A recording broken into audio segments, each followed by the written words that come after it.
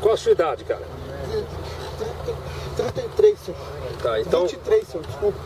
Por que você tava nessa fita aí do roubo aí? Senhor, eu tenho uma mulher minha, senhor, que tá grávida de 7 meses e não para 8, senhor. Lá em casa eu não tenho nenhuma fralda, senhor. Eu tava indo nesse ato fracional mesmo, senhor, pra tentar dar uma fralda pra minha filha, senhor. Quantos anos você tem? 23? Eu tenho 23, senhor. Eu tô bem arrependido mesmo, senhor. Se eu pudesse voltar atrás, senhor, não tava nessa não. Você tem passagem ou não? Não, senhor. Agora vem cá, como é que surgiu a ideia de vir aqui nesse posto aqui? Senhor, foi nós vindo de ônibus, senhor. Foi na onde que nós de lá se deu tudo diferente que esse posto, nós falou que ia pegar ele, senhor. Foi na onde que a equipe da Força Tática veio e abordou nós, senhor. Foi isso que aconteceu, mas sinceramente tô arrependido aí, senhor. Eu queria que a minha filha se visse, que a minha filha, minha esposa visse isso, falar que eu amo elas. Só isso, senhor. Tá, e às custas das pessoas, das vítimas, você acha que você iria comprar fralda pra sua filha?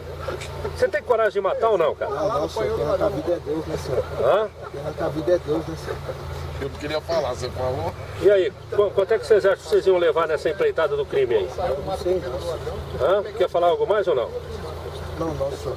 Só queria pedir perdão aí pra minha família aí, pra minha esposa aí, senhor. Que eu amo ela e amo minha filha, minha Caélia. Tá aí. Com as imagens do Comando VP. Aconteceu, tá na tela do comando.